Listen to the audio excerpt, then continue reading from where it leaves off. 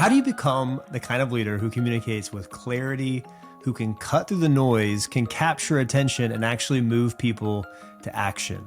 Well, my guest today, Joe McCormack, has dedicated his career to helping leaders master that art. He's here to offer us a new paradigm for effective communication and a boatload of actionable tips that you can implement this week. Let's dive in. And please note that the views expressed on this podcast are those of the participants and do not reflect the official policy position or endorsement of the U.S. Army, the Department of War, or the U.S. government.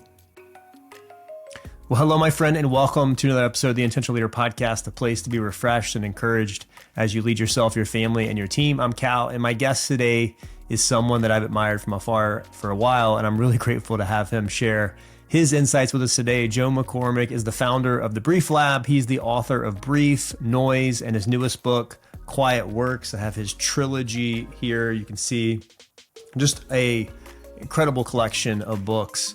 He has trained elite military leaders and Fortune 500 executives to be clear, to be concise, and to be intentional communicators, and to discover the quiet that makes all that possible. In this conversation, we explore how to communicate with impact, how to reclaim time for focused thinking, and how quiet, not constant collaboration, which is what we often think, might just be your next leadership superpower. I think you're going to love this conversation. If you do, please share it with a friend. Without any further ado, please enjoy my conversation with Joe McCormack. You know, I love your work. In fact, I was telling you before we hopped on that I was teaching a class recently on executive communication, and I was trying to figure out like who are the people that can really help me think about how to communicate well, how to teach people how to communicate well. And I kept coming back to your work. So I am very familiar with your work. It's recently in my mind, and I'm really grateful, and I'm excited to jump into it. I'd love if we could start with this. You've written 3 books, Brief, Noise, and now Quiet Works. How do you see those being connected? The easiest way to explain it is it's almost like a narrative is the villain in the story is noise. Because what competes for our attention all day long are a lot of distractions and disruptions and digital devices where it's just noisy and you end up focusing on the wrong thing. And it's super easy to invest your attention on consuming noise and with little or nothing to show for it. So the remedies against that, there are 2 weapons. Brief is like the sword that cuts through the clutter. Our lives are clutter. So when you're clear and concise, you cut through that noise with clarity. Think about like when you're talking to people and they're all confused and a person says something that's really on point. That's the sword. That's what brief is. The shield is quiet. It protects you from noise you can think. And when you have those 2 weapons at your disposal, you can combat noise where you can bring clarity to work in ways that don't seem possible in like a day-to-day melee or struggle that people have. I love that connection. And I kind of feel it at a deep soul level almost of like, yes, we need to be briefer. And yes, we've got to figure out a way to find quiet. And it just seems like it's getting harder and harder, especially to be quiet. What has been your journey with this? And obviously I have learned a little bit about your story to where you started teaching brief and came up with the concept, but what's been kind of what's the impetus for your interest in quiet? Quiet's what's missing. I think, and when you look in a day, everybody that you talk to about the need for it, nobody argues with it. I need more quiet. I dream about it. I desire it. I crave it, but I don't have it. And I started thinking about it in relation to communication and in brief. And I started observing when I started the Brief Lab and teaching and wrote Brief, it was about an expectation. You know, people expect something, and when they get, I heard the term frustration is defined as an unfulfilled expectation. So when you get frustrated, so you're expecting something, and when you don't get it, you get frustrated. Well, when people communicate and they over-communicate or communicate poorly, you get frustrated because you're looking for something and you don't get it. Well, when a person's able to do that, there's clarity and people know what to do, what to think, what to do next. Like it does really cut through clutter, and there's a lot of clutter in how people live. When I started thinking about why people aren't getting better at this, given like I've been doing this for many years now, I started observing that there's no time to prepare. before you communicate. So much of what the communication happens every day is people just getting on email, or it's very much they're saying it or writing it while they're thinking it. But there's not a deliberate or intentional process. And quiet is actually that time. Well, if you don't have it on your calendar, then it's hard to prepare before you communicate. I made that connection very explicit. Like, to be a good communicator, the quote is, "I would have written you a shorter letter if I had more time," by Pascal. And when he said that, it makes a lot of sense to people, because it does take time to make something make sense. And I want to make that connection explicit to leaders. Like, it's not a luxury, it's a necessity, and it belongs in the workday. Let's spend a little bit of time on this, because it is kind of counterintuitive to think, to be brief, I need to prepare more. I think a lot of us think, okay, the more I prepare, the more stuff I'm going to have to say. Therefore, it's going to be a longer thing. And this is actually personal to me too, Joe. So when I first started this podcast, I would ask my wife, like, hey, can you listen to this episode? Tell me what you think. And her number one piece of feedback, and I love my wife because she'll give it to me honest. She'll just tell me, hey, this is, and she was like, you keep saying the same thing over and over again. You're just not brief enough. And so that was one of my first moments of becoming more self-aware about my own communication. And then I went on a journey of, okay, how do I become more brief?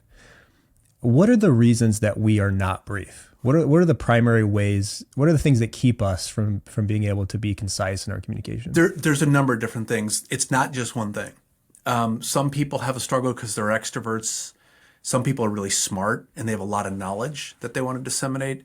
Some people are absolutely not self-aware, so they don't even think about it. Some people have two different standards. Like, I'm brief when I'm talking to somebody who's important, but everybody else gets sort of like the second best version of me. People's management of time, understanding of time, attention spans, and people just not aware that how hard it is for people to focus when so many things compete for your focus. So when you look at, there's a lot of different reasons, but I always go back to expectation. If you're a professional and somebody expects you to give an update, well, I'm going to give an update to somebody who's saying, okay, give me a project update. If I haven't prepared what I'm going to say, it's going to be a couple things. Probably organized the wrong way. So the person's got to listen to it and reorganize it. That's one thing that happens, because I didn't prepare the right order. It's going to probably sound a little confusing. So the idea is, well, if I have to talk to this person and I didn't prepare, it's not going to be as good as if I did. And sometimes people are like, well, I don't have any time. And that's where quiet comes back in.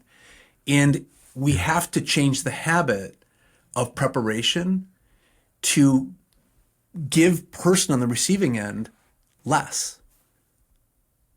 So the easiest way of explaining this is, if I'm going to pitch venture capital, or I'm going to talk to a very, very important person, naturally I'd think about that conversation before I had it. But why am I not doing that more and more every day? It's because I really don't respect people, have got a ton of stuff to say. I'm going to pour stuff in your glass that's just spillage, not even think about it. All those things become contributing factors. I know when I was watching one of your previous talks, you were describing how a lot of us feel this tendency to just say more stuff because we're not clear. And so we just the more we say, we think it's going to be more clear. We can kind of read the audience and we're just like, oh, and I see this as an attorney. I've often felt this pressure because it's like, I want to make sure they know how much I know. I want to make sure they know how much research I've done. And I want them to feel a level of confidence that their attorney has done their homework. But I've also found that from just a human dimension, when I'm just giving a lot of information, I'm just keep piling on, I do lose them. You can just kind of see them check out a little bit. So what would be, if let's say you were sitting here coaching me, Joe, and you were saying, okay, Cal, you've already mentioned your wife has highlighted this struggle that you have of being brief. What would be some of the things you would coach me on? Like if you were trying to help me become a better speaker, a more concise speaker, which would help me in my relationships, probably, it would help me in my leadership. It would help me just in the workplace, probably more probably command more attention, which is kind of counterintuitive almost. Like the less you say, the more you command attention. But what would be some of the things you would look at in my speaking, in my communicating, and what might you tell me to go do to get better at it? Trimming. So when I use the term, it's like obvious, like, oh, I trim it. But here's a method of trimming, which when we teach our courses, we teach about 2/3 of our work is with the military in one way or another, government. A lot of it work is special operations because that's where this work started. There was a request for me to teach courses within the special operations community. And we teach about 1/3 corporate, like Fortune 500 companies. Trimming, the technique of trimming is, think of information like in levels of detail. Level 1, level 2, and level 3 detail, just as a way of looking at it, like layers of detail. Level 1 is like the most essential information. Okay, so I could say level 1 information, think of things that are highlighted or in a one-pager. Level 2 is mid-level detail. And level 3 is full detail. What people do is they mix it all together that the details are all equal. Well, when I give somebody let's say, for example, I told you that I grew up on the southwest side of Chicago at 2820 West 84th Street. You'd be like, all right, well, that was important. It's actually not important because the most important thing I'm needing to say is I grew up on the southwest side of Chicago, but not my address. That's level 3 information. I grew up in the middle of a street. Or I grew up in the end of the street. Maybe I would say something. And you trim it. You go from level 3 to level 2. So what it allows you to do is take information and compress it. I can talk about, and I say this as a joke, but it's true. I can talk about brief in a minute, in 10 minutes, or an hour. It's what the audience has in terms of their attention, but I do it because I can give them level 1 information, essential. Level 2 makes it clearer but longer. And level 3 is the clearest and the longest. None of the information is good or bad. It's just in its relation to time. So level 1 is clear and concise. Level 2 is clearer and longer. And level 3 is clearest, longest. So level 1 is like the trailer. Level 3 is the movie. Don't give people the movie, give them the trailer so that they want to watch the movie. And that technique of trimming becomes the foundation, that distinction of having an awareness of what level of detail am I in right now? And am I in too deep? You go deeper when the audience wants to know, or your person you're talking to wants to know the detail, but you don't default to the detail. That's how you fix it. So what context do you tend to help people in the most when you're working with military or businesses? I'm just wondering, like, are these people speaking at meetings? Are these people giving presentations? What are the different contexts that leaders that you're working with? Well, I can tell you one, it's not public speaking, which is where people go to. They're like, I'm going to read a book on public speaking. It's like, I'm not saying it's a waste of time, but it's almost a waste of time because most people don't do a lot of public speaking. What you do a lot of are emails, conversations, meetings, updates, calls. Like these are moments during the day where I'm collaborating. Think of it like moments of collaboration. I'm talking to a subordinate. I'm having a conversation with a client. I'm updating my boss. I'm developing a plan. I'm writing something. And in those moments, the process of doing it or the method of doing it has to start with the person that I'm talking to or communicating to. And we have to look at them like they're busy and they can't pay attention. So if you talk to a person who's busy, who has an attention problem, you wouldn't say a lot of stuff because they wouldn't be able to consume it. They're already sort of tapped out. So what you do is you default to an expectation of like, I'm going to give you sort of like in the military, you call it like the bottom line up front. I would say a better version of that is like, give me the headline. All right, so I'm giving an update. So what's the headline? How was your trip? Good. Well, good's not a headline. That's too short. That's not level 1. It's level 0 detail. So I would say, how was your trip? I'm like, it was incredibly productive. Okay. Well, why was it productive? It was productive because we got 3 out of 3 things done. Then the next thing is, well, what are the 3 things? And then what's sort of like, what happens next? So I would stage that into like sequences. And actually what I discovered, Cal, is super interesting, is that clarity, this sort of expectation that we can be consistently clear and concise, is an unfulfilled expectation, but it's a lot like comedy, actually. It acts and serves a lot like comedy. When you hear a comedian, you expect them to be funny, but what they've done prior is they prepared for it. Yeah.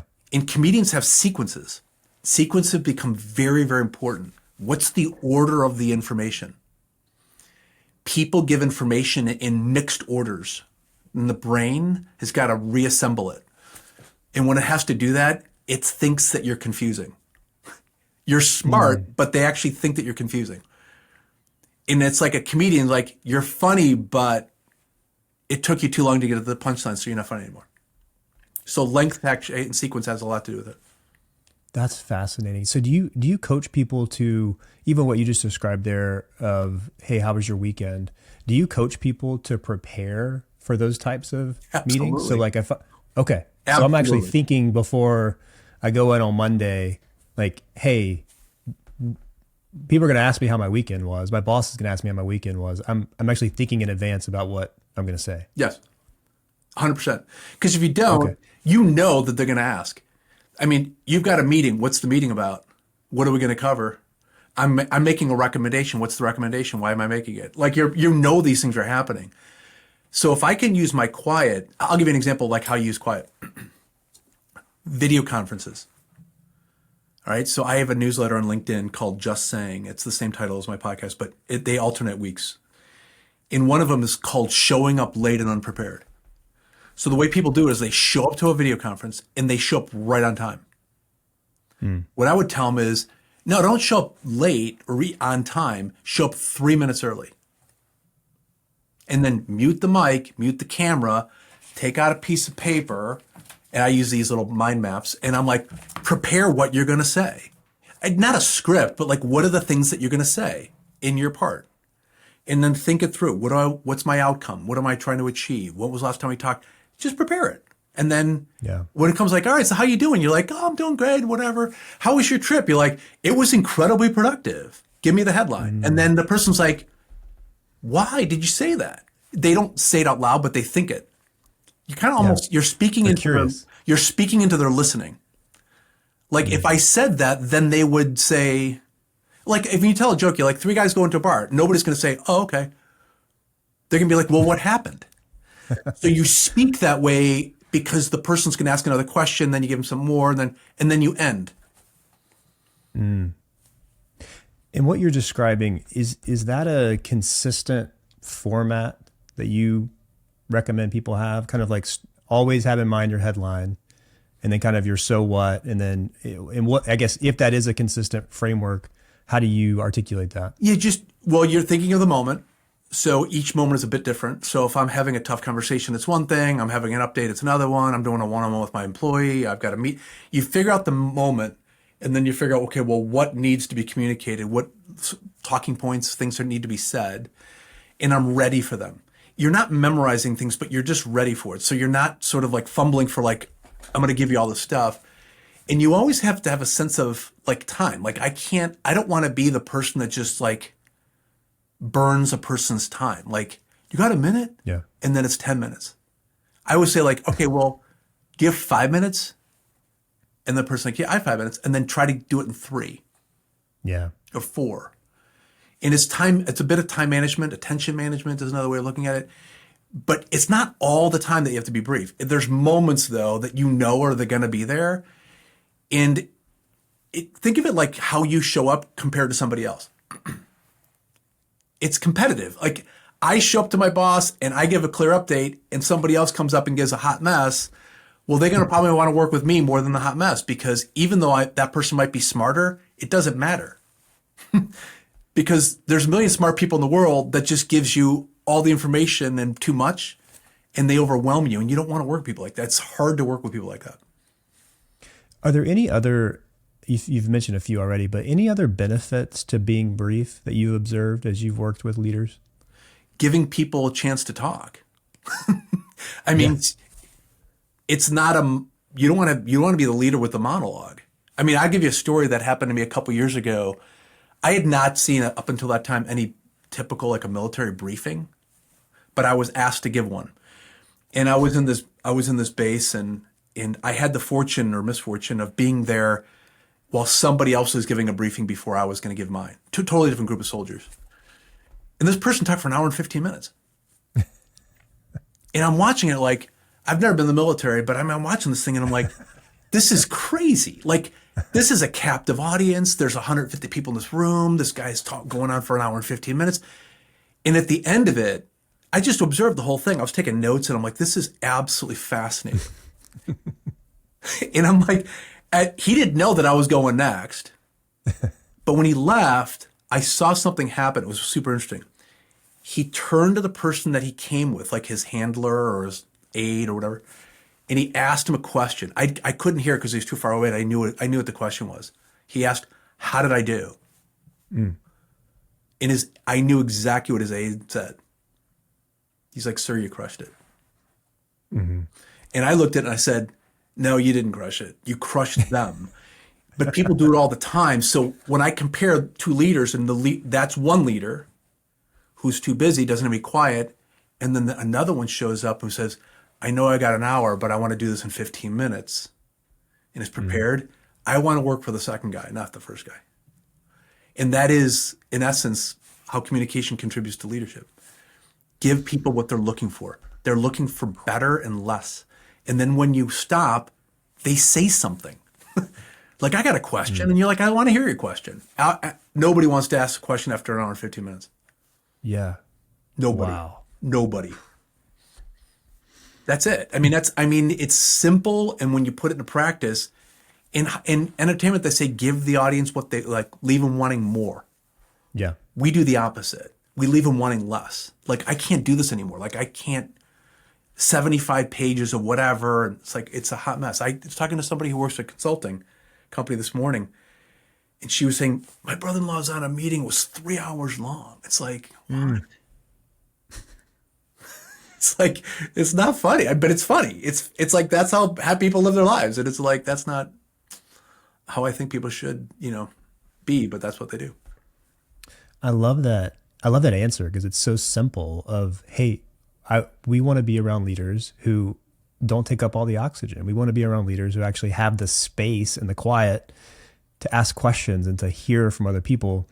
How do you coach people when they feel like if they don't, by saying less, it makes them insecure? Like, I actually feel kind of insecure. I teach a lot.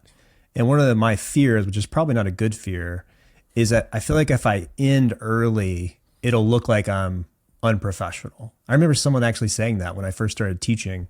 They were like, hey, well, you don't want to go long because you don't want to make the students upset, of course, but you don't want to end early because that looks unprofessional. It was like this, there was this psychology in us that, like, if you don't take up the whole time, you are unprepared, unprofessional. So I think there's probably something in our psychology that says, oh, if you're brief, you're just not a very smart person. You don't have a lot to say. Some of that is trained habit. Like, you've been around that a lot. Like, you see it a lot. And you're like, I just like the term, like, we train to the standard, not to time, but it's the opposite. People train to the time, not to the standard. Some of that is the case still. And it's remnants of, like, just observing people over time. No, the interesting thing about it is like when I was asked in 2012 to design a course on teaching special operators how to be brief. This was before I wrote the book Brief and before I started the Brief Lab. I had a marketing agency. I worked at a big marketing agency. I started my own company, and I specialize in messaging and like basically messaging and branding, like how to pitch an idea to an investor or talk to making an acquisition, stuff like that. And I get leadership teams to condense what they were going to say in town halls that would last forever and make it really tight. And when I was designing the course, I thought, well, I want to design it like I'm in it. I don't want it to be long. So design, like, you're talking to students, like, be a student. If the teacher's like, we're going to finish 10 minutes early, we've covered all the material. What does the students think? They're like, I love this person. Just be that person. That's, I mean, you can cover the same thing in compression in 50 minutes that you can do in an hour. If you can do it in 50 minutes, do it in 50 minutes and give people a chance to ask a question or have breaks in between where they say things. But some of that can be untrained and you can adapt a new way. I heard a quote that I think as an instructor has helped me a lot in the way we design our learning experiences. And the quote is, we believe, this is the person who designs learning experiences, We believe that the person who's talking is the person who's learning. So if the teacher's doing all the talking, the only person who's really learning is the teacher. Yeah. Because listening to somebody great. talk for an hour and a half is really hard. So get them talking to each other. Yeah, I love that. How did you, because I've heard a little bit of your story, but how did your work start to catch on? Because I can't even remember exactly how you started working with the military, but what did that look like? Like, I assume it just kind of, one person liked it and then they started sharing it, but what did that look like in the early stages? I could tell you it was not by mandate.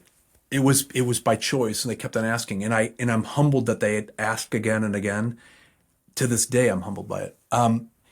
No, the way it started was I was asked to design a course on how to teach people how to communicate.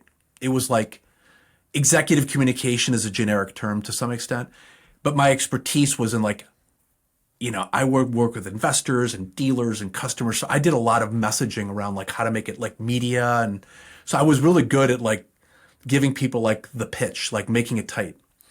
So what I did is I just designed a class to teach people how to experience what the before and after felt like. So I didn't lecture them. I just designed a bunch of learning experiences. For example, I would ask a person like, all right, what was a defining moment in your career? And they're like, oh, okay, well, like a moment that's really memorable to you. All right, well, I want you to think about it for like 10 minutes, 5 minutes, whatever. All right, so then what you do is I want you to like write it out, and then I want you to turn the person next to you, and I want you to explain it in 90 seconds. And then they're like, all right, time it. And then I'm like, all right, so cut it in half. And then what did you learn? I said all these things that didn't even matter. Like I just gave people learning experiences. And I'm like, all right, you just had a conversation. You want to make a recommendation. So imagine you're walking into somebody's office, think of an idea and just partner. I would put people in small groups of like 2 or 3 people. I'm like, all right, make a recommendation. When you're hearing it, try to be that person and give person feedback. I actually didn't do a lot of the talking. I just gave them exercises. They loved it. Just practical, like super practical. Like, okay, you just have a meeting agenda. I want you to kick off the meeting like you're having it next week. And then put them in exercises where it's super practical, where there's a feedback mechanism and experience. I would show videos, Tommy Boy videos, like Talladega Nights, like stuff that was completely hilarious, but like you would never expect in a class, and just get away with it. I had no slides, and people liked the experience. They learned a lot. And then little by little, I codified it in a book and put a program around it. And the demand was like, can you come back and do another one? And I'm like, sure. And then I had another one and then another one. And like, I'm like, I got to start a business here to help these guys. And I called it the Brief Lab, and I wrote Brief, and that was like 10 years, a little over 10 years ago. How much of your work has been with special operations, would you say? Maybe quarter, third. They're really interesting people because I love them. They're just their qualities and attributes are just they're learners. They're super disciplined. They value advantage. They see where they're not strong. After a little, you don't have to convince them, but once they see it, they're like, yeah, I can be better at this. Then they lean in pretty hard on it. And when you make it fun, you really disarm them because they just like, I can actually enjoy this. And I'm like, I tell people like, when I would teach them, I'm like, if you find yourself enjoying this, there's nothing wrong with you. They're like, I had so much fun doing this and I learned a ton. And then they went back to their job and they applied it. And I didn't, I just felt like I was a bit player behind the scenes. And I never wanted to take advantage of it. I just wanted to make them better. That was really the motivation. When you've been in those special operations circles, especially being someone who studies communication, what have you observed? You can go from being okay to really good pretty fast. If you give a person a method, I'm not saying I can teach somebody how to do stand-up comedy because I can't, but I know people who can. There's a method to it. And I've cracked the method of how to teach people how to be clear and how to be concise and in a way that's simple and repeatable. And they go from like zero, and I hear this like, I wish I knew this 10 years ago. That's kind of the line I hear a lot. So it more and more, but you can't force it on people. You have to, there's got to be some life experience. I found people that are super young in their careers don't appreciate what bad looks like enough, I guess. I've taught some like guest lectures in college, and they're just still too green. So being in a couple of years of bad meetings makes a person a little hardened. They have some calluses. But yeah, they go from like being okay to be really good pretty fast, which is pretty cool. So we've talked about brief and kind of some of the reasons that people aren't brief, and one of those is a lack of quiet. So, and I probably don't have to convince any of the leaders listening or watching just how much we need more quiet. But what would you say to them? If you're leaders listening, leaders watching, how would you coach them to begin to get more quiet in their life? Well, first, it's not a logical argument because nobody's going to argue it. Everybody who listens to you will recognize that they need more of it. The story that for me was like there's a couple of stories that really kind of solidified it for me. There was a guy that I know who's a really accomplished consultant. He's a retired officer in the military, but he worked in a consulting company, and he met with his biggest client. And his client said in the review, I hate working with you guys. Well, naturally, the guy was a little taken aback, like, what did we do? Like, you're our best client. And he says, you make me think. When you guys come, you make me think. And now he's thinking, like, now I'm really confused. Like, I hate working with you and you make me think. And he goes, I don't have time to think at work. So it turns out that quiet is treated as a luxury or like a nice to have someday. It's like almost like when things settle down, I will have this moment to do this thing called quiet and think. It's like, no, it's actually your job. What you're doing is you're letting other things interfere with a part of your job that's really important, and you're collaborating too much. So if my day is constant collaboration, there's no time for alone. And people look at alone like a luxury. It's like, no, I have to be alone to think before I'm with people. So what I would tell a person is first, it's not a technique, it's an appointment. Make an appointment. Make a 15-minute appointment and don't cancel it. Some people call it's white space on my calendar. It's treated like a snow day. Don't treat it like a snow day. It's not a snow day. Thinking is part of your job. When do you dedicate time to think about your people, your clients, your plans? And the higher you go, the more time you need to do it. And what happens is the higher you go, the less time you do because you're too busy.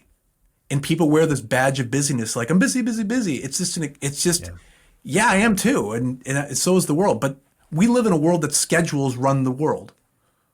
Airlines run on schedules, trains run on schedules, businesses run on schedules. Put quiet in a schedule. It doesn't have to be 7 hours either. It could be 15 minutes in the morning and 15 minutes in the afternoon.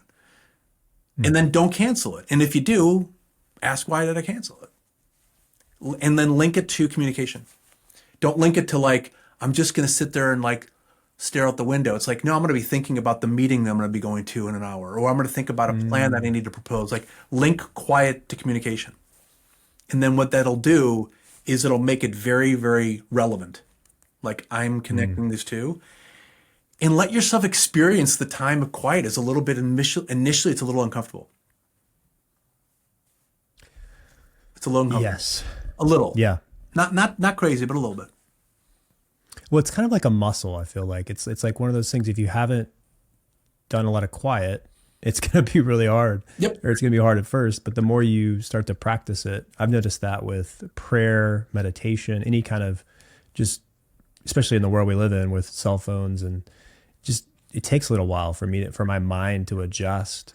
And I love that idea of connecting it to communication. One of my favorite leaders, Andy Stanley, I remember hearing him talk about how he would block off hours on his calendar to prepare for his weekly meeting. And I was like, oh my gosh, I've never, like that was so counterintuitive to me at the time to think about preparing for the meeting. And in his mind, it was like, that meeting is my most important event of the week. Because if I don't take advantage of that time with my team, if I'm not prepared, if I don't know what I want to say in a brief, concise, powerful way, it's time wasted It in the is. whole trajectory of the organization. So I love that idea of preparing for your next communication. How have you seen leaders do that in practice? When you start, the first thing is I would suggest to people, and when I was writing Quiet Works, it's not a technique, it's an appointment. So treat it as an appointment. Don't treat it as a technique like I'm doing it wrong or right. Like it's not a technique like how do I do this? Just do it. Like do it. And I heard a quote that helped me immensely in this regard because I started experimenting with doing quiet. I did research on meditation and mindfulness, and I went down rabbit holes I don't even want to admit. And all of it's good, but it was way too technical for me. And the quote that I heard that changed me was, anything that's worth doing in life is worth doing poorly.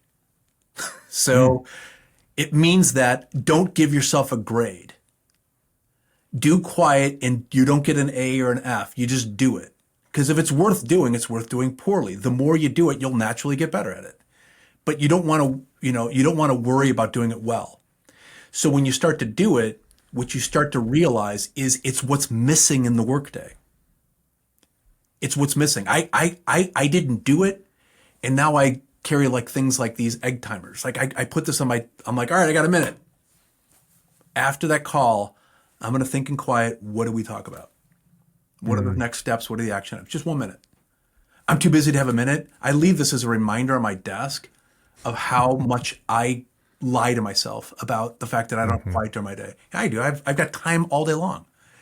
We live in an abundance of time, not a scarcity of it. There's a ton of it. I just squander it on stuff that's noisy. It's like I have a moment of time, I grab my phone and I'm like, I don't even know why. So there's plenty of time. So I would encourage a person to set an appointment. Don't worry about the technique. And then you start to experience how fruitful it is. And it literally changes you. I think about all those meetings that I've left, and everyone kind of seemed like they knew what the next steps were, but then you get back to the next meeting and everyone had a completely different idea of what the to-do list was from that meeting. And I think a lot of it is because we just don't take even a moment to say, let me think about what we were supposed to do based on that meeting, or what would be the next priority, or how can I make sure someone is tasked with this or calendar the next thing. It's just, we move from thing to thing to thing, and it's busyness. So it feels like we're doing stuff, but we're often not doing the right stuff, and we're not doing it in a smart way. That's absolutely the case. And here's an idea that people can do right immediately. Start a meeting with 2 minutes of quiet. So when you think about if you're going from thing to thing, naturally that momentum creates for people. It's like running. It's like you're constantly running. Think of quiet like an interval.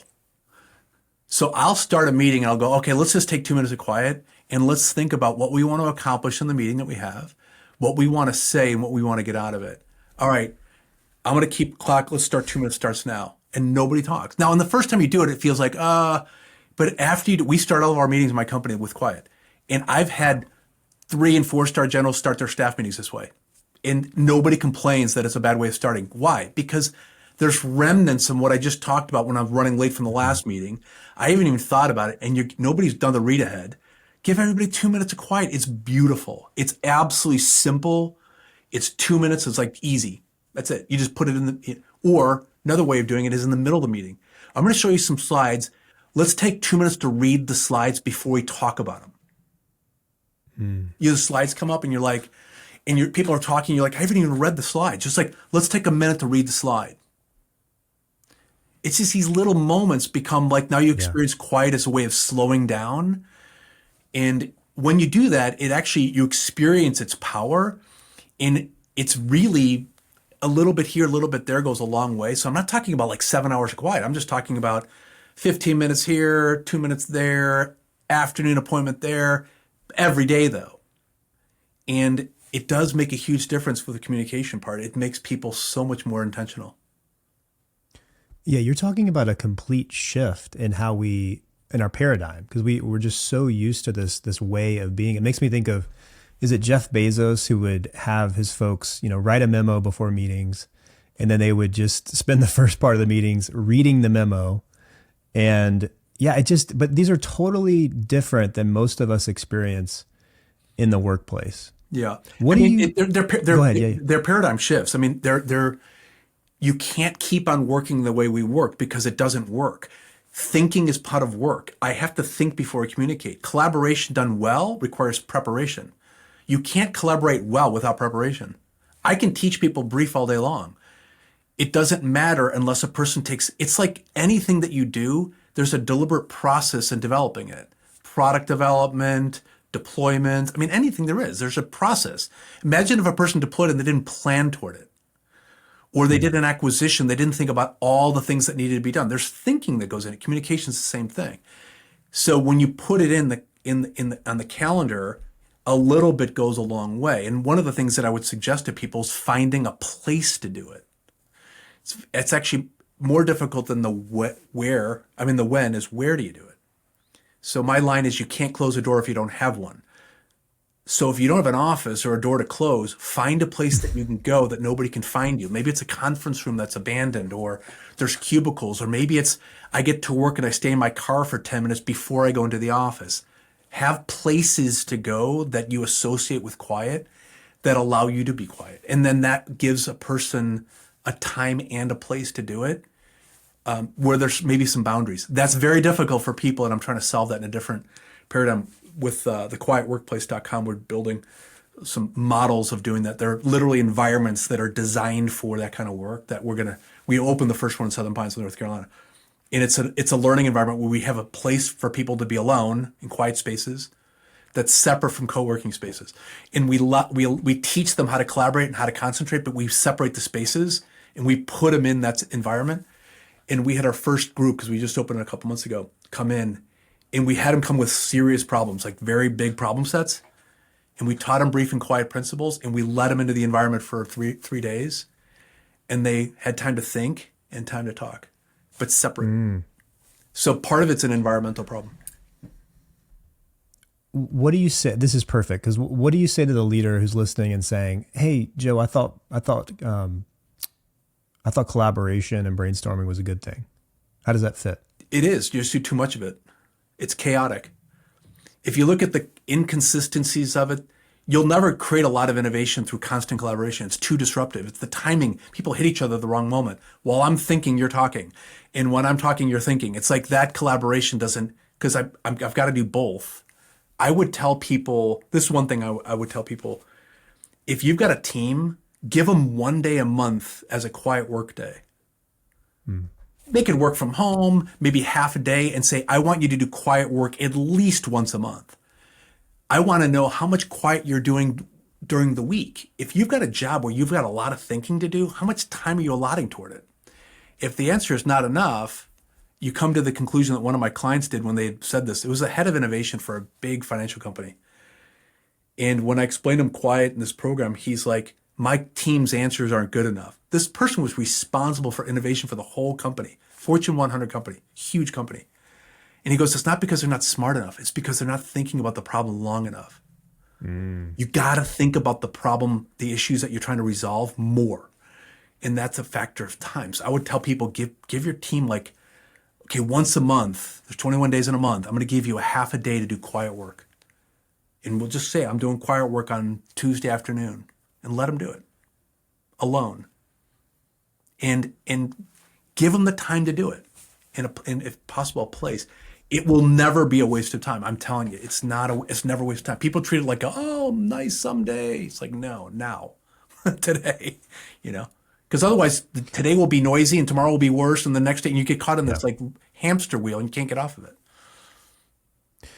Do you think how do leaders kind of create that space for their people? Because I think there are a lot of leaders who we've adopted a particular paradigm of how work looks, and it looks very collaborative all the time.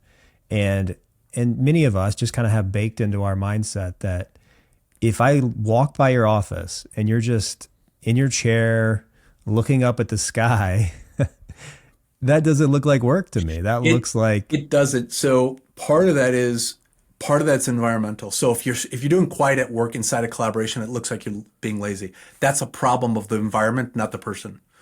it looks a certain way. It looks like you're just goofing off. So part of that is if you put that same person in a place that was a conference room with the door closed, it wouldn't look weird anymore because nobody saw it. The person's thinking while they're, so part of it's an environment problem. I would tell a person to lead by example, like start meetings with quiet, give people times during the day. Do you do it yourself? Like, where is this appointment on your calendar? Do you value it? And I've talked to leaders that have made the decision to value it, and it does pay a dividend. And a dividend can be almost immediate if you connect to the communication, because you're going to communicate all the time anyways. You're going to be in a meeting, you're making stuff up when you're saying it, and you're giving people directions. That's dangerous. I mean, commander's intent in the military equates to like executive communication and corporate. And I've never met a CEO or a commander that doesn't think that they're clear. They all think that they said was clear. Well, clearly that's not the case. Why? Because they haven't taken time to prepare. So I would tell them to lead by example and talk about it. Talk about the value and the need for these moments during the day that are not for just, it's not a wellness thing. It's a being deliberate and, the title of your podcast. Yeah. I've been thinking a lot about, as AI becomes more and more a part of our lives, like what are the skills that are going to become superpowers? And I really do believe that the ability to do undistracted work it's already a superpower because it's just so hard to do now. Yeah. The ability, if you can be someone who goes in your office and isn't attached to your phone and not attached to your email and can get actual work done in a way that is not constantly diminished by distraction, and really do think, like if you can actually think on your own about big ideas. Yeah. I just feel like, I can't predict the future, but I feel like if you can do that, you're going to be in more and more rare circles. Here's the irony with AI. The irony is you have to sit still. Yeah. You have to sit still.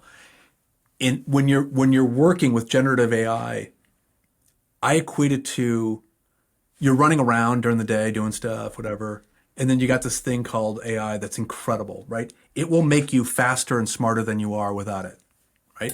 As long as you can sit still. So think of AI is like a bullet train. I can sit still on a bullet train and go 300 miles an hour, but I got to sit still.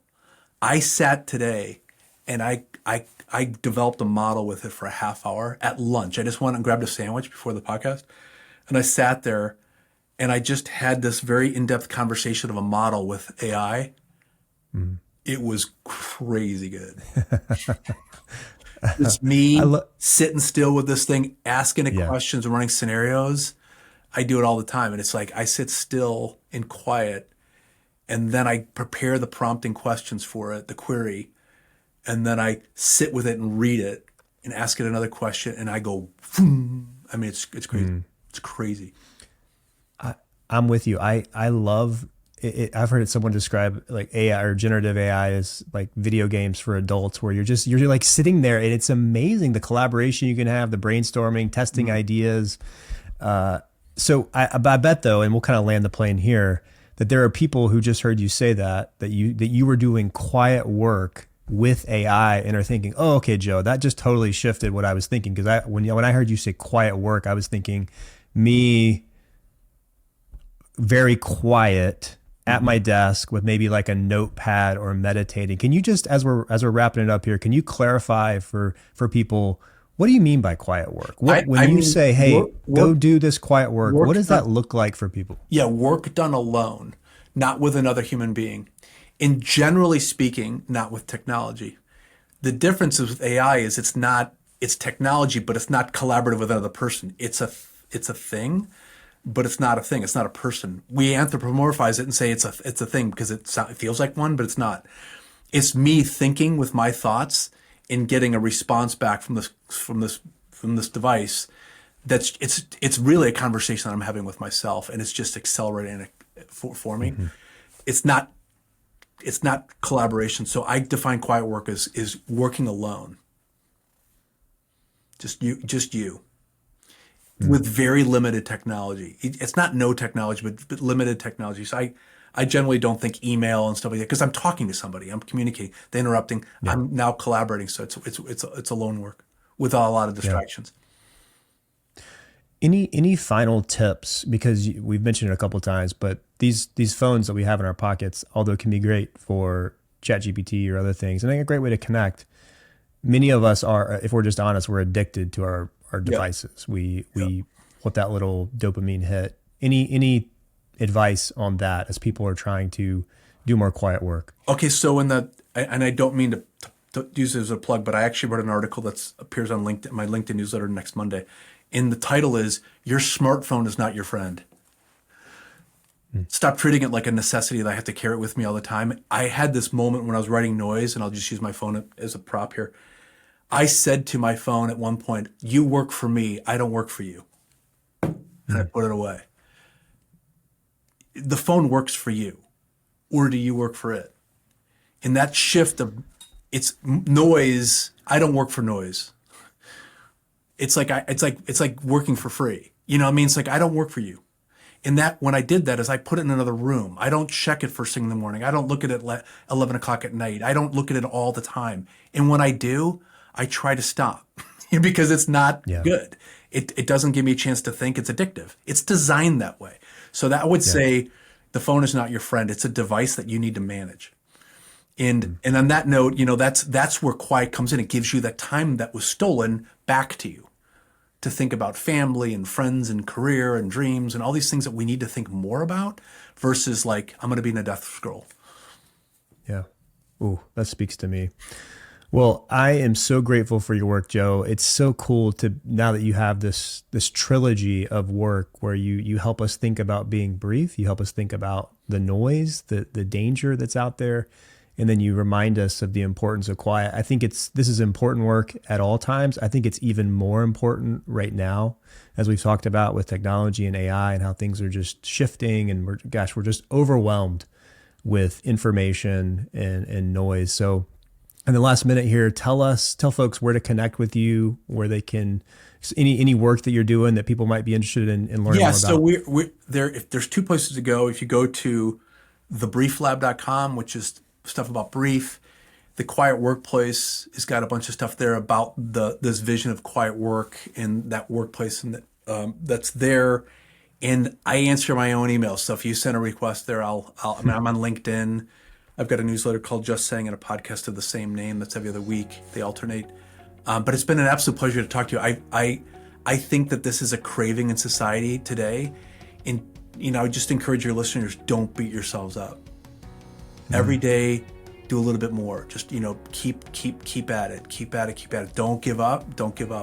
Keep on working at it. You'll get better, but you can't get better by giving up. That's such a good message, because I think there's probably a lot of guilt and shame that we feel of like, why is this so hard? Why am I so distracted? It's hard. And I think that's a good reminder of just have grace with yourself and just keep experimenting every day. Keep trying a little bit more quiet. As you mentioned, 15 minutes just to start, and don't overthink it. Just think about your next communication or your last communication. It'll never be a waste of time. It will never, if you give yourself 15 minutes in the morning, 15 minutes in the afternoon, it will never be a waste of time. It will always be useful in one way or another. And just give it a shot, keep on trying. Don't give up. Well, thanks, Joe. It's been a real treat. Pleasure's mine. Thanks, Cal. Well, all right, my friend, thanks for sticking around to the end of this episode. I love how Joe reframed communication as both an art and a discipline.